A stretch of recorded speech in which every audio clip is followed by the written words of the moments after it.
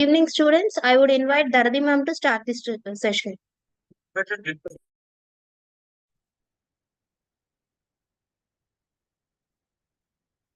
Good evening, students. Hope all you are doing good. And first of all, before studying today's class, for Sunday's test, you should study the bryophytes and the pteridophytes. From this two part, the question will come. Number one is bryophytes and number two is the pteridophytes. There will be no question from algae, only from bryophytes and the pteridophytes. Okay, so study well. All the questions will come from this only.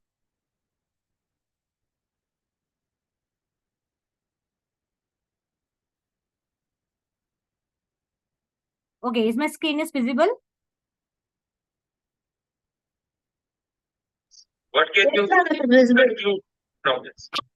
Okay, students. So today we will discuss the next phylum, that is the gymnosperms. Okay. So algae is complete. Bryophyte and pteridophytes we have already done. And now today we will study gymnosperms. And after gymnosperms, only one topic will be left, that is the angiosperms. Okay. So let's continue. So what is gymnosperms? We have already discussed few things of gymnosperms in our earlier chapter. But here we will discuss a bit in detail. Okay, a bit detailed we will discuss here. So gymnosperms are a fascinating group of seed-producing plants that have several unique characteristics distinguishing them from other plant type, particularly angiosperms, flowering plants. So basically these are seed-producing plants. They are vascular, number one. As from pteridophytes, you will find vascular plants. Number two, they are seed-producing but non-flowering plants. Okay, they produce seed, but they are non-flowering plants, while the angiosperms are the flowering plants. So let's study the characteristic one by one. So number one is seed production without fruit. So unlike angiosperms, which produce seed enclosed within fruits, gymnosperms bear seeds directly on the surface of cones or other structures. So in the next class angiosperm, there you will see that there are seeds, but that seeds are enclosed, or you may say surrounded within fruits. But here fruit is absent in gymnosperm category. There is no fruit. There is no fruit. There is only seeds. Okay, and these seeds are directly on the surface of cones or other structures. The term gymnosperms mean naked seeds, highlighting the absence of an outer fruit layer. So this gymnosperm category is also termed as the naked seed category. Naked seed. Why naked seed? Because it absents the outer fruit layer. There is no outer fruit layer, unlike the angiosperms. So this is the main difference of the angiosperm and the gymnosperms. That in angiosperm there is fruit, and in gymnosperm there is absence of the fruit. Number two is the cones. So gymnosperms typically produce cones or strobili, which are reproductive structures. So in pteridophytes also we have seen cones in Lycopsida classes, but here cone is the main characteristic. You will find the pollens in the cone only. In the male and female gametophyte, you will find enclosed within the cone or the strobili. So basically there are two type of cones. One is the male cone. This male cone produce pollen grains, which are the male gametes. So male cone will produce the male gamete, that is the pollen grains, while is the female cone, number two, that produces the female gamete. It will bear the ovules, and which once fertilized develop into seeds. Okay, so this female cone produces the ovules, and when the male gamete will fertilize these ovules, it will result into zygote, and hence it will result into seeds. So there are presence of two type of cones, male and female. Next is pollination mechanism. So in my last chapter, I have already told that here you will find mostly, wind pollination rather than the animal pollinators. Why? Because they lack showy flowers. In angiosperms, in our surroundings, you have seen hibiscus, rose. These plants are very much, beautiful, attractive, so that the pollinators will come attracted towards the flowers. But in gymnosperms, they lack the showy flowers. So the pollination mechanism mainly carries the wind rather than the animal pollinators. Okay. the pollen is released into the air and carried to the female cones where fertilization occurs. Okay, so it will disperse in the air once it get matured, and then it is through the air, it will carry it to the female cone, and then the fertilization will occur. Next is evergreen foliage. Many gymnosperm, particularly conifers like pines and spruces, are evergreen. This means they retain their leaves throughout the year. Means their leaf won't, they won't shed out. They will retain throughout the year. That is called the evergreen. Their needle-like leaves are adapted to reduce water loss and withstand harsh conditions. So basically, like, pines and all, they have needle-like leaves. And this is due to adaptation in harsh condition and to reduce the water loss and transpiration mechanism. So this is the evergreen foliage. This is also a unique characteristic of this gymnosperms. Next is wood structure. Gymnosperm are often a different type of wood compared to angiosperms. Their xylem tissue mainly consists of tracheids, which are elongated cells that help transport water. In contrast, angiosperms have fascicles, which are more efficient at water transport but are less common in gymnosperms. So basically, these gymnosperms, their wood is a bit different to the compared to the angiosperms. So in angiosperms, you will see the fascicles, and these fascicles, carry the water transportation mechanism more efficiently. But gymnosperm, it carries tracheids, which are elongated cells, and it helps in the transport of water. So this is the difference of gymnosperm and angiosperm.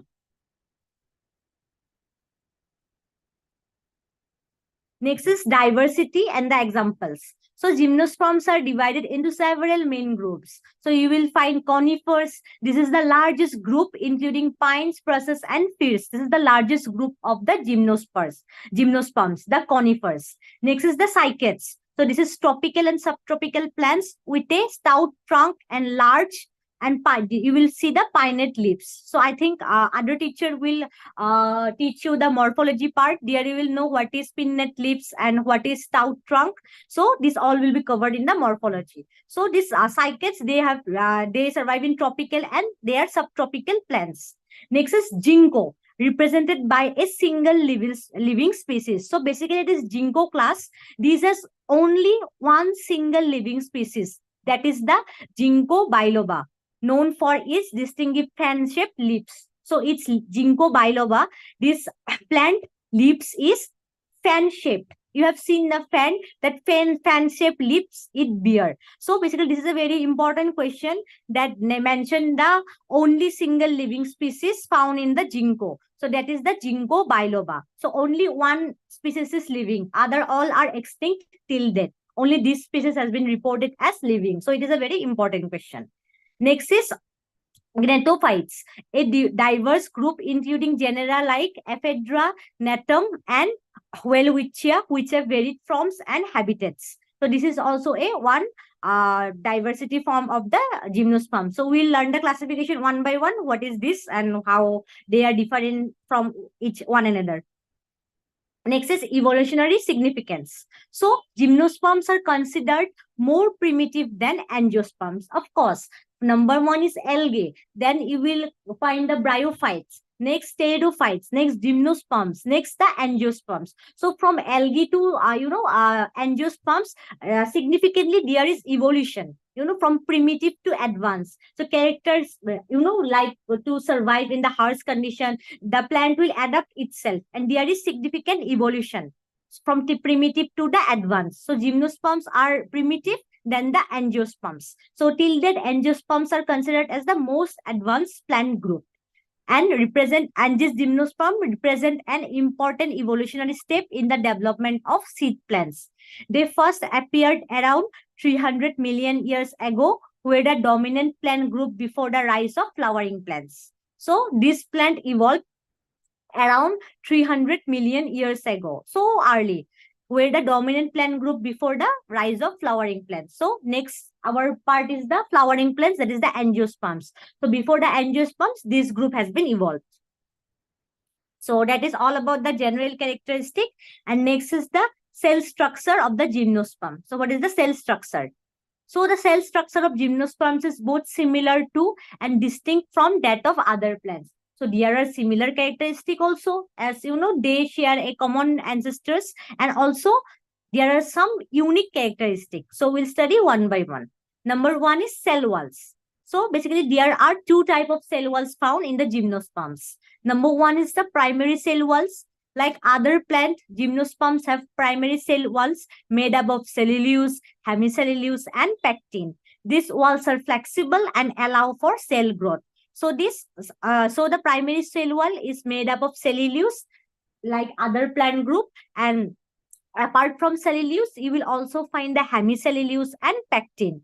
And these plants that wall are flexible, means they can grow in future also. So that's why they are flexible, and it allow for cell growth. Means the cell can grow as they are the flexible.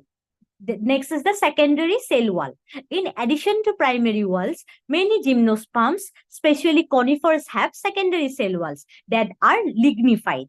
This lignin provides additional strength and rigidity, which is crucial for the structural support of woody tissues. So, you will find the primary cell wall. It is okay. This primary cell wall is also found in bryophytes, pteridophytes, and algae. But apart from this primary cell wall, in gymnosperms, in some species like the conifers, you will also see the presence of the secondary cell walls. So these secondary cells are lignified. What is lignified? That the deposition of lignin in the cell wall is called as lignification. Means it is lignified. There is deposition of the lignin substance. So what this lignin do? This lignin provides additional strength and rigidity. It gives the plant additional strength and rigidity, and it helps in the structural support of woody tissues due to the presence of this lignin. So this is secondary cell wall. Number two is the xylem cells. So number one is tracheids. Gymnosperms primarily have tracheids in their xylem. Tracheids are elongated cells that conduct water and provide structural support. So these gymnosperms, they consist of tracheids in their cell. So these tracheids are elongated cells, and it conduct water, and it also provides structural support. These tracheids are thick lignified walls and tapered ends with pits that facilitate the movement of water between cells. So these tracheids, it is not thin. It is thick in structure, and it is also, it has lignified walls. That's why it is thick, because lignin is there, and it is tapered by ends. Means end is tapering with pits, and these pits facilitate the movement of water between the cells. Due to this presence of pits, the water will move between the cells. Next is the lack of vessels. So unlike angiosperms, means in angiosperms, you will find vessels, but gymnosperms generally lack vessel elements in their xylem. So this in xylem element in gymnosperm, you will find the trachite elements, but generally most of the gymnosperm species lack the vessels. So vessel elements are specialized for water conduction, are more efficient at it compared to trachite. So basically these vessels are more advanced form of water transport element. It is a more advanced form, and you will find it in the next class, that is the angiosperm. But in gymnosperm, it lacks. Okay, you will find only the tracheids for the transportation of water. Next is the phloem cells. So in phloem cells, you will, number one is the sieve cells. In the phloem, gymnosperms have sieve cells instead of sieve tube elements found in angiosperms. So again, it is a differentiating characters of the gymnosperms and the advanced angiosperms. So in gymnosperms, so look, I am teaching you the gymnosperms, but with gymnosperms, I am also comparing the angiosperms. So it is also a differentiating characters of gymnosperm and angiosperms. So first we have seen that in gymnosperms there is lack of vessels, but in angiosperms vessels are present. Next is the sieve cells in phloem. So in phloem, the gymnosperms have sieve cells, but in angiosperm you will find the sieve tube also.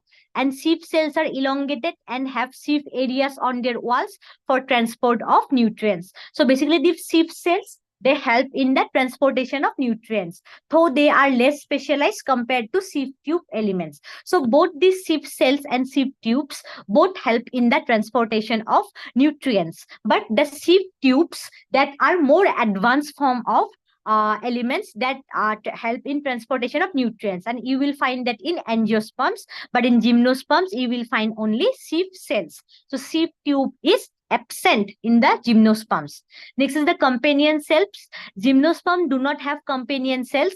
Instead, the metabolic function for sieve cells are performed by adjacent parenchyma cells. So in gymnosperms, you will not find the companion cells. It is lacked. Okay, and instead, all the metabolic functions of the sieve cells, these are performed by the nearby, means neighboring parenchyma cells.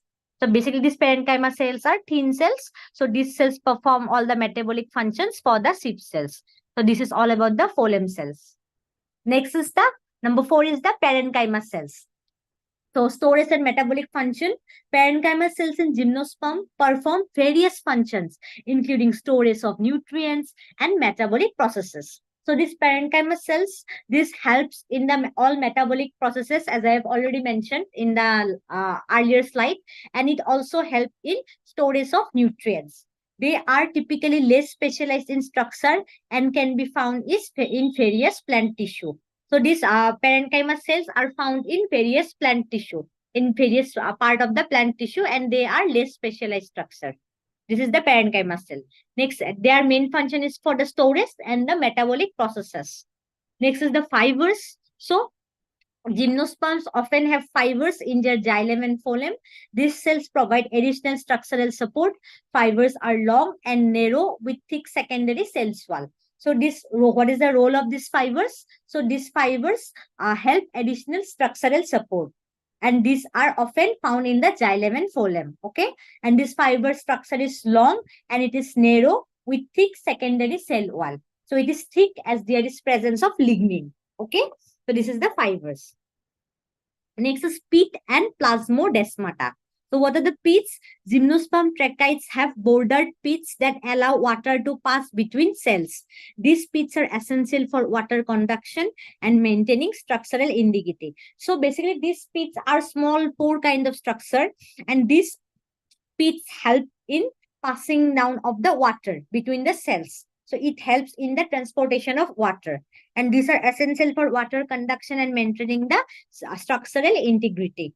Next is plasmodesmata. We have already know what is plasmodesmata. So these are microscopic channels that connect plant cells, allowing for transfer of substances and communication between cells. So due to the presence of this plasmodesmata, two adjacent neighboring cells can communicate, and they also allow for transfer of substances. So this is the role of the plasmodesmata. Okay, next is reproductive structures. So we are studying the cell structure of the gymnosperms. So number 7 is reproductive structure. So pollen. So gymnosperm pollen grains are typically composed of a tough outer layer called the exine and an inner layer called the intine. So here two terms are new. Number 1 is exine. Number 2 is intine. So the pollen grain, so it consists of two layers. So there is a very tough outer layer that is composed of exine, and there is an inner layer that is called as intine. Inner is intine, outer is exine. The exine often has sculptured patterns that can help in species identification. So basically from this exine, if you study the exine, so by studying the exine, sculptured outer pattern, you can identify the species. So it also helps in species identification. Next is ovules. Gymnosperms ovules are not enclosed in an ovary but are exposed on the surface of cones. They have a nucellus, integuments, and an embryo sac. So the gymnosperms ovule, they are not enclosed in an ovary. Okay, so they are exposed, means they don't produce fruit. They are exposed on the surface of cones. And the ovule consists of a nucellus, an integument, and an embryo sac. And in the embryo sac, the embryo will be developed. This is the ovule. Next, number 8 is the specialized cells in gymnosperms. So apart from these cells, there are also some specialized cell in the gymnosperm. So number 1 is racine ducts. So in many gymnosperms, especially the conifers, specialized cells called racine ducts secrete racine, which help protect the plant from pathogen and pest. So there are ducts which is known as the racine ducts. So these resin ducts, these are the specialized ducts. Means these are the specialized cells. So what they do? So these resin ducts secrete a substance known as resin. So this resin, what they do? They help the plant to protect itself from pathogens and the pests. Means from outer pathogens and microorganisms and the pests. So basically, these resin ducts help in protection of the plant. Okay, and especially you will find these ducts in the conifers. Okay, so next is clarids. So some gymnosperms has clarids, which are specialized cells with thickened lignified walls that provide additional mechanism support. So wherever you will find the term lignified or presence of lignin, so you will know that this lignin or lignified, this is always, you know, that their main function is to provide additional mechanism, additional mechanical support to the plant. So this clarid also do the same. They provide additional mechanism support, and this has thickened lignified walls. So, in summary, the cell wall of gymnosperm is characteristic by the presence of tracheids in the xylem, sheath cells in the phloem, and a range of supportive and storage cells. The unique feature, like this is the unique feature, like the absence of vessel elements and companion cells, contribute to their adaptability and ecological roles.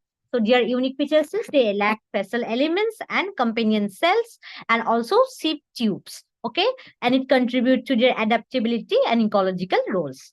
So this is all about the cell structure of the gymnosperms. Okay, so now we'll discuss the reproduction and alternation generation of gymnosperms. So it is very simple and easier. If you understand one reproduction of the plant group, you will understand all, because all are more or less very much similar. Okay, the reproduction and alternation of generation in gymnosperms involve a fascinating and somewhat complex life cycle. So, life cycle, we'll see the life cycle overview. So, gymnosperm exhibit a heteromorphic alternation of generation. What is this heteromorphic alternation of generation? Means that there are two distinct phases in their life cycle. The sporophytic phase, that is the diploid generation, and the gametophytic stage, that is the haploid generation. So in sporophytic generation, it is the plant itself, and gametophytic generation where the gametes will be produced. Similar to the other bryophytes and pteridophytes, alternation of generation is there, that is heteromorphic. There is two distinct phase of the life cycle. One is sporophytic, that is diploid twisent, and the next is the gametophytic haploid, that is the single end. So now let's discuss the sporophytic generation, which is the diploid. So dominant phase in gymnosperms, the sporophytic phase is the dominant and most conspicuous stage of the life cycle. So like the pteridophytes, in gymnosperms also, the sporophytic generation is the dominant. Okay, the mature tree or shrub that we see in the sporophyte, which is diploid twisent. So the mature tree or the shrub which we see, that is the sporophytic stage. It is the plant itself is the sporophytic generation, which is diploid twisent. And the reproductive structure, the sporophytic produces specialized structure for reproduction, that is the male cone, microstrobili, and the female cone, megasporangia. So male cone is termed as micro, as this is much smaller compared to the female cones. So female is termed as mega, it is a larger one, and male cone is termed as micro, that is the smaller one. So male cone is microstrobili and female cone is megasporangia. So the sporophyte, the plant produce specialized structure for reproduction. It will produce the male cone and the female cone. Next is the gametophytic generation. That is the haploid. This is the reduced phase, means short-lived stage. The gametophyte phase is much reduced and dependent on the sporophyte. Means this stage is not independent, it depends on the sporophytic stage. It is not as feasible as the sporophyte and developed within the cones. So basically this stage is not very much feasible.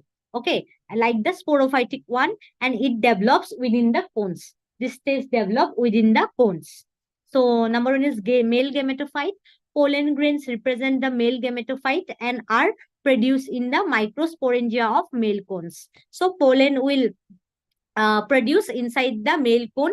Each pollen grain is a microgametophyte which contains cell that will develop into sperm. So this pollen will develop into sperm. It contains cell which will develop later into the sperm. Next is the female gametophyte.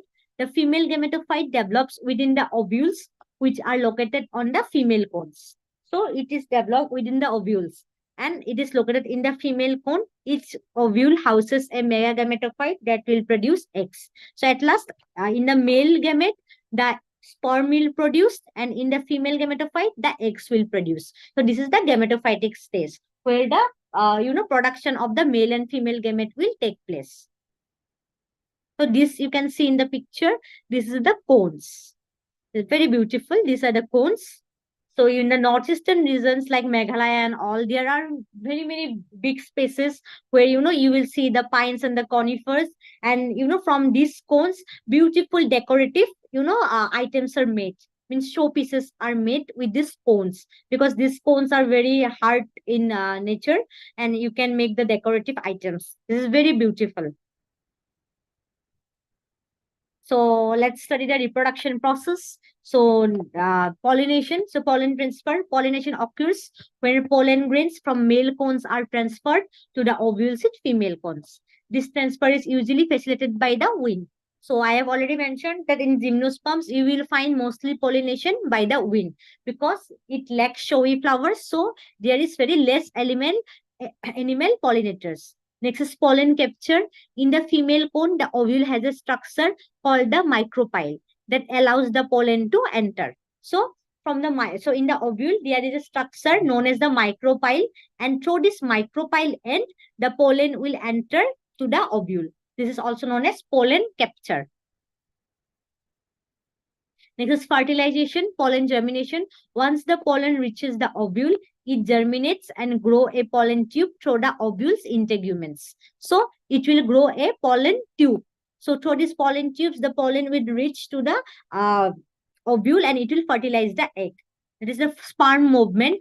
The pollen tube carries sperm cells to the egg cell within the female gametophyte. Fertilization occurs when a sperm cell fuses with the egg cell, forming a zygote, that is the twice cell. So through this pollen tube, the sperm will enter to the egg and it will fertilize the egg cell and it will result into a zygote, that is the twice, and that is the diploid. This is the fertilization process. Pollen germination, formation of the pollen tube. Through the pollen tube, sperm will go and it will fertilize the egg cell and resulting into a diploid zygote, that is twice cell. Next is seed development. So seed formation. After fertilization, the zygote develops into an embryo within the seed. So after the fertilization, the fusion of male gamete and female gamete takes place.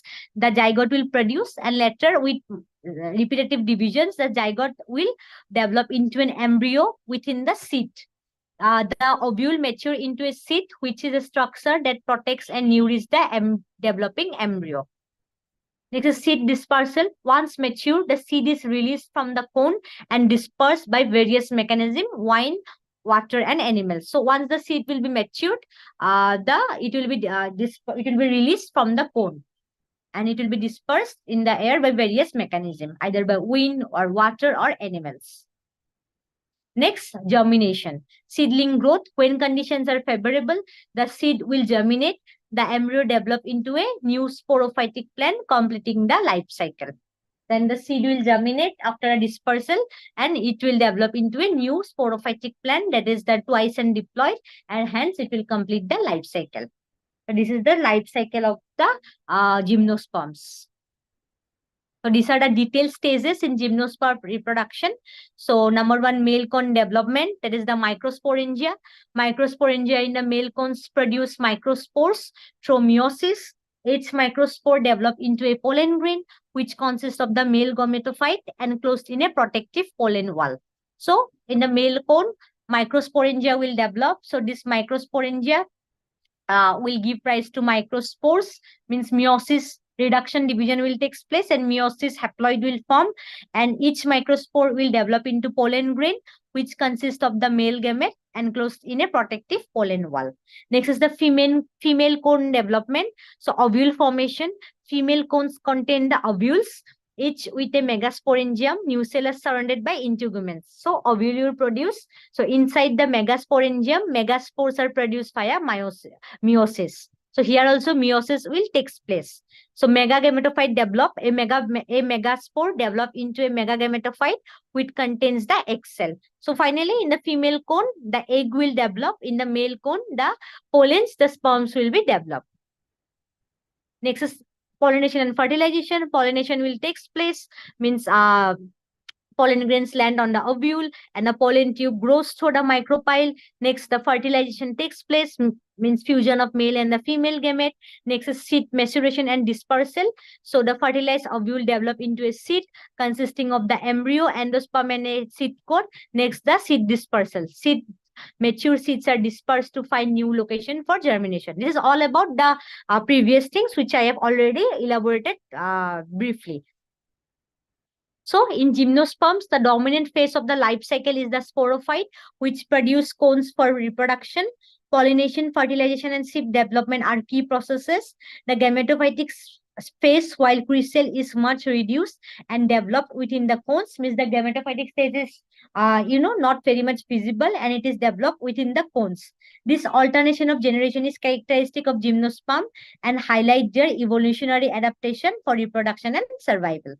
So this is the summary of the reproduction and alternation of generation. So next is the asexual reproduction. So what is the asexual reproduction here? So asexual reproduction in gymnosperm is less common than sexual reproduction. So mostly in gymnosperm, sexual reproduction takes place. It is not like that it lacks asexual reproduction. It also reproduces asexually, but it is very less common. It can occur and allows for the propagation of plants without the need for seed production. So, what are the asexual reproduction modes? Number one is vegetative reproduction. So, number one is suckering. So, what is this suckering? So, definition is that suckering involves the production of new shoots or sprout from the base of the plants or from roots. So, process is in some gymnosperms, such as certain species of Taxus, new shoots can emerge from underground roots or from the base of the trunk. These new shoots develop into independent plants. So from the base of the root, new shoots will be developed and hence a new independent plant will grow. So example of this is Taxus species. In Taxus genus, this kind of reproduction takes place. That is the suckering. So what is the advantage? This method allows plants to spread and colonize new area rapidly, especially in environment where seed dispersal is limited. So where there is seed dispersal is limited, so this method allows the plant to reproduce and spread within a small amount of time. This is the suckering. Next is layering. So layering occurs when a branch or twig of the plant becomes buried in the soil where it develops roots and grows into a new plant. So processes in some gymnosperm, branches that comes into contact with the soil can develop roots at the point of contact. Once these roots are established, the new plant can be separated from the original plant. Suppose a plant is there, that plants, bent a bit and it touches the root. So it touches the soil. So from the soil, it will again, grow into some new plant, and after that, it will be separated from the original plant. Means from the soil, the original plant will touch, suppose a branch of the original plant will touch the soil, and from that soil, a new root will grow, and from that root, a independent plant will grow, and then then after that, it will be detached from the original plant. This method is less common but can occur in species with flexible branches that can be easily buried. So basically, this layering method is less common in gymnosperms. Also, in the plants where which is less lignified or which is more flexible branches where the branches can hang and it will touch the soil, there it is a bit common. The method is layering. Next is cutting. So cutting involves taking a section of a plant such as a branch or stem and encourage it to root and grow into a new plant. So while this method is more commonly used in horticulture, it can be applied to some gymnosperms under controlled condition. Cuttings are taken from a healthy plant, treated with rooting hormones if necessary, and planted to develop roots and shoots. So what happened here? Basically, this is more common practice in horticulture. So basically, rose, our rose plant, that is of course a angiosperms. So basically, this cutting method is used. What happened here? A branch or a stem is cut from the original plant, and then sometimes it is, given some rooting hormones, and it is again planted to a new soil, and from that soil again a new plant will grow. That is the cutting. Cut from the original plants a branch or stem and plant it in some other area. So in example, in gymnosperms, some conifers and other gymnosperms can be propagated this way, though it is generally less common due to the difficulties associated with rooting. Basically, this is very less common in gymnosperms compared to angiosperm, but also some conifers produce this kind of cutting method. Number two, that is the vegetative propagation is done. That is suckering, layering, and cutting. Number two is regeneration from wounds. So what is wounds? Basically, wounds are the injury part. You know, sometimes plant get injured by the pathogens or like from pest or some self-injury. So that is the wounds. So number is adventitious shoots. So adventitious shoots can arise from wounds or damaged areas of the plant. The process is some gymnosperm are capable of producing new shoots from areas of the plant that have been wounded or damaged. These shoots can grow into new plants under favorable conditions. So some plants can grow new shoots from the areas where it is damaged or it is wounded, means it is injured. From the injured part, new shoots will grow, and these new shoots can grow into new plants under the favorable condition. That is regeneration from wounds, adventitious shoots. Next is advantages of sexual reproduction. So basically, the sexual reproduction is less common in gymnosperms. Also, there are some advantages. So number one is genetic uniformity. So asexual reproduction produce offspring that are genetically identical, means similar. Means suppose plant B is the progeny and plant A is the parent. So plant B, the progeny will be very much identical or similar to the plant A. That means the parent. So it will ensure the successful genetic traits are preserved, means the traits are the characteristic are preserved here. That is the genetic uniformity. But in sexual reproduction, there is mixture of the characteristic as there are two parents involved.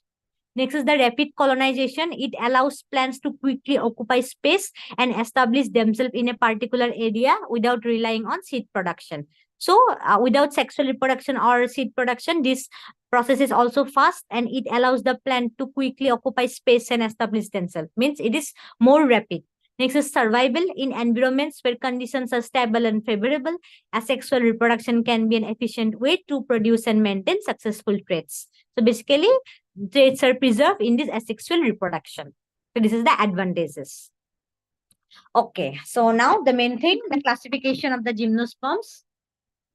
So gymnosperms are classified into four main classes, each with distinct characteristic and reproductive strategy. So each have some distinct characteristic and reproductive strategy.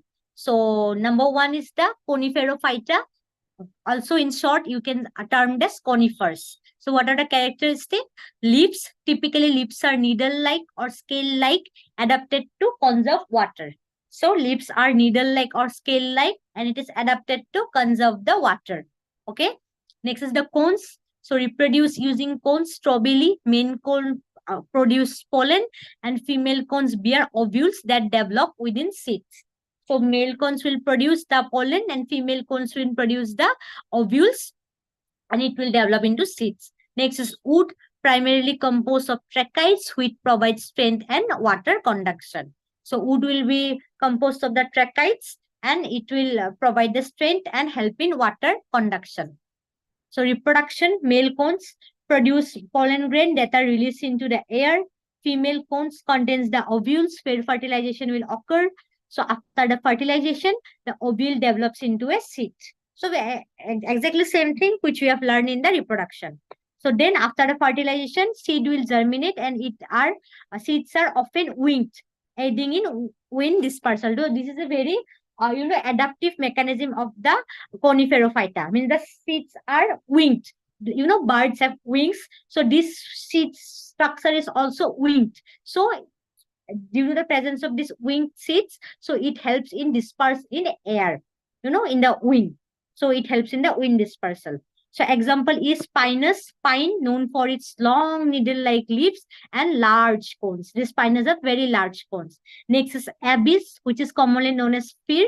Cones are upright and have scale-like leaves. So cones are upright and have scale-like leaves. So pinus and abyss. Next is Cycadophyta, that is the cycads. Next class is the Cycadophyta, commonly known as cycads. So leaves are large, pinnate, that is feeder-like leaves that resemble the ferns. It is somehow resembles, means similar to the ferns. So we can also know that this might be this class has been evolved from the ferns. Okay, stems are generally short and thick with a trunk-like structure. So stems are thick, means presence of lignin is there, and it is short and it has a trunk-like structure. Then reproduction structure, separate male and female cones are there, but can also produce seeds in specialized structure. So reproduction, male cones produce pollen, which is often brightly colored. So here pollens are brightly colored. So female cone seeds develop into the cone or in the structure called ovule. So seeds are inside the ovules.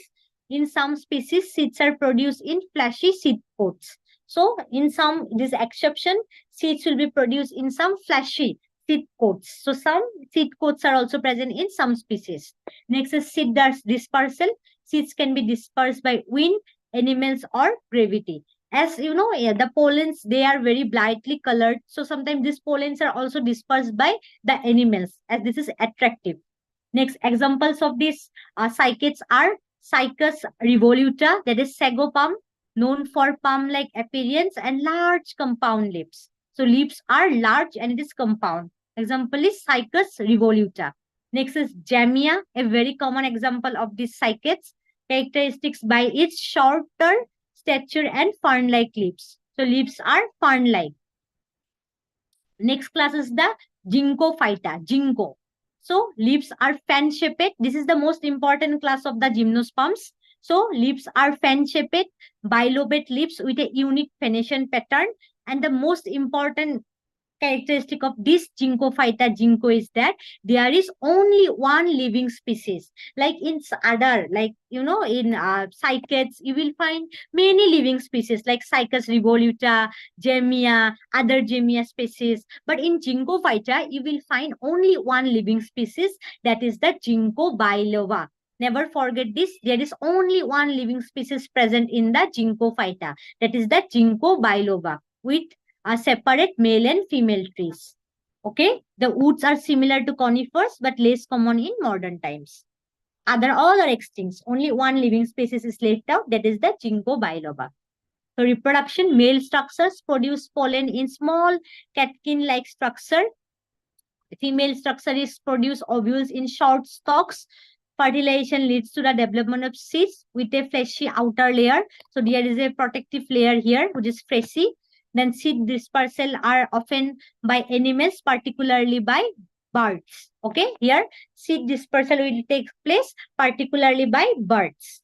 So example is only one there, that is ginkgo biloba, ginkgo tree, known for its distinctive fan-shaped leaves and resilience in urban environments. So the shaped is fan-shaped and only one living species, that is the ginkgo biloba.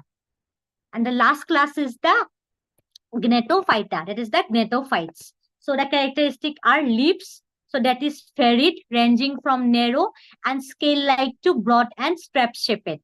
So leaves varies in structure. So it is the most advanced category of the gymnosperms. Of course, things will be complex now. So leaves vary from species to species. Some were narrow, some were scale-like to broad and strap-shaped.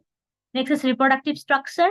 So it is unique among gymnosperms for having feature resembling to those of angiosperms, such as facets in their xylem. So now this is the most advanced of the gymnosperms. So here you will find facets. In the earlier three classes of the gymnosperms, facet is absent. But in gnatophyta, you will find facet. It resembles the angiosperms. Okay, because from here the evolution will take place. The next is the angiosperms. So in which class of the gymnosperms you will find the vessels? So the example is gnatophyta. Next is the growth forms, includes trees, shrubs, and vines. Reproduction. So male cones produce pollen. The reproductive structure vary between genera. So from genera to genera, the reproductive structure of the male cones varies. Some were small, some were larger. So it is more complex. Next is the female structure. Ovules are often enclosed in a fleshy or cone-like structure. Fertilization leads to seed development. So after fertilization, seed development will take place. Next is seed dispersal. Seeds are dispersed by wind, water, or animals depending on the species. So whether the depending on the species, so either seeds will develop dispersed by wind or sometimes water or sometimes animals. So examples of this class is the ephedra, known for its jointed stems and medicinal properties. So this ephedra is very much famous for its jointed stems and medicinal properties. Next is gnatum. Gnatum is feathered, broad, leathery leaves and found in tropical rainforest. So these are the common two examples of this gnatophyta, ephedra and gnatum. So each class of gymnosperm exhibit unique characteristic in leaf morphology, reproductive structure, and growth form. Conifers, cycads, and ginkgos and gnatophytes all contribute to the diversity and adaptability of gymnosperms across different environments. So all these are have some ecological importance and all contribute to the diversity and adaptability of this gymnosperm species. Next, I have collected some important economically significant gymnosperm species, which is commonly asked. So number one is the pinus species, also commonly known as pines. So they have some commercially use. So lumber and timber. Pine wood is widely used in construction, furniture making, and paper production. Species such as Pinus calyptris, Scots pine, and Pinus radiata, monetary pine, are particularly valued for their strength and fertility. So basically, this Pinus plant, these pines are used as wood. You know, this is very commercially important for making furnitures and also in paper production. So yeah, paper production. Number 2 point is that it is major source of pulp for paper making. The woods are relatively high cellulose content, makes it ideal for producing high quality paper. So from Pinus, you will get high quality paper. So resin production. So I have already mentioned that there are resin duct present in the gymnosperms. So this resin production is there. Pine trees produce resin that is used to make terpenine and rosin. Terpenine is used as solvent in paints and varnishes, while rosin is used in various industrial applications. So this from these resins, this turpentine and this rosin is produced and this used as paints in solvents and in other various industrial application. So this is very much economical important, this pinus. Achha, this is number 2. Texas baccata. So this is also known as European yew. So this commercial use is lumber. Yew wood is dense, flexible, and resistant to splitting, making it valuable for crafting high quality furniture, bows historically used in archery, and fine woodcraft. So basically, you know, archery, you have seen the bows. So basically, these bows are made from this Texas baccata, as these woods are very much flexible and resistant to splitting. It doesn't get split or divided easily, and it is used in furnitures. It has also some medicinal use. The yew tree is a source of paclitaxel, that is Taxol, a compound used in cancer treatment. This drug has been crucial in the treatment of breast, ovarian, and lung cancers. So it is believed that this Texas baccata is useful in cancer treatment as it produces Taxol, a substance. Next is ginkgo biloba, that is the ginkgo, only living species of gnatophyte. So medicinal ginkgo, only living species of the ginkgo. So medicinal use, ginkgo leaves are used to produce supplements that are believed to improve memory and cognitive function. Ginkgo biloba extracts the popular in traditional medicine and dietary supplements. So they are used in medicines, and it also believed that it is used to improve the memory. It is also used as ornamental plants. So these are usually planted as ornamental trees in urban landscape due to their unique fan-shaped leaves and resilience to pollution and pests. So, you know, their leaves are fan-shaped. This is very unique. So these are also used as ornamental plants. Next is juniper species, that is the junipers. So it is used as commercial essential oil. So juniper berries are used to produce essential oils with applications in aromatherapy, personal care products, and as flavoring in foods and beverages. So these oils are used in food and beverages and also in aromatherapy and some personal care products. Next is landscaping. Various juniper species are used as ground cover hedges and ornamental shrubs in landscaping due to their hardy nature and aesthetic appeal. So these are very beautiful. So these are also used as ornamental plants. So this is the structure of the female strobilus, the woody female cone. So you can see there is presence of a central stem, then the seeds, this side, it's a, black-like structure. This is the photo of the female strobilus, the female cone.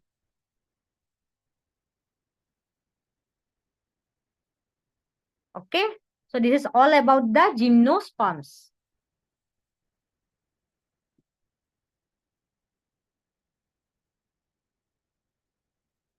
Any doubt here? Any doubt?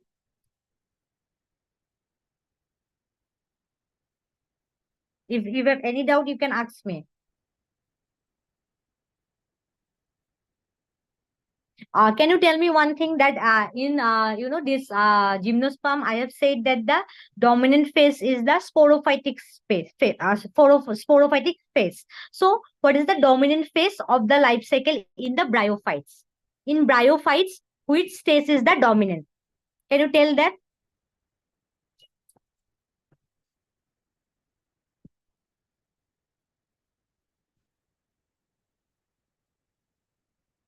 Which stage is dominant in the bryophyte? Gametophyte, madam. Excuse me, what do you have tell? Gametophyte. Yes, exactly. In the bryophyte, the gametophytic stage is the dominant, whereas in pteridophyte and the in the gymnosperms, the sporophytic stage is the dominant. So these few questions will be asked in the upcoming test. And one student had asked me something in the comment section. Wait a minute, ma'am. What does nucellus mean? Okay, so this nucellus, this is the this is the central part of the ovule. So this is the part of the ovule, and it provides nutrients to the embryo and protects it from the environment. So this is the part of the ovule, means the central part, the main part of the ovule, and this give nutrients to the developing embryo. This main function is to give the nutrients, the nutrition to the developing embryo. That is the role of the nucellus. Okay. So I think you have exam on Sunday, right? So you will study more about the bryophytes and the pteridophytes. I haven't given question from the gymnosperms, only from the bryophytes and the pteridophytes. Okay. I think I have 3 minutes left. I will like meta revisions. Okay. So okay. Tell me one thing. So what is the function of the rhizoids in bryophytes? What is the function of the rhizoid in bryophytes? So your options are number 1, photosynthesis, number B, respiration, number C, absorption of water and minerals, and number D, reproduction. What is the function of rhizoids in bryophytes? A, photosynthesis, B, respiration, C, absorption of water and minerals, and D, reproduction. So what will be your answer? You can write in comment also.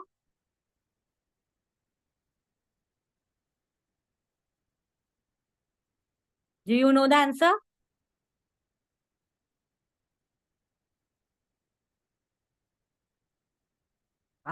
K. Shivani, Likhita, do you know? What is the role of the rhizoids in the bryophytes? Okay, go to the PDF. I have written this rhizoids help in absorption of water and the minerals. Because this bryophyte lack the roots, true roots, so they help in the absorption of water and minerals, and also help in anchoring, to anchor the substance. Okay, so this is the role. So you go through these 2 chapters for the Sunday test. Okay, so best of luck. So okay. So ma'am, are you there, ma'am? Hello, ma'am, are you there?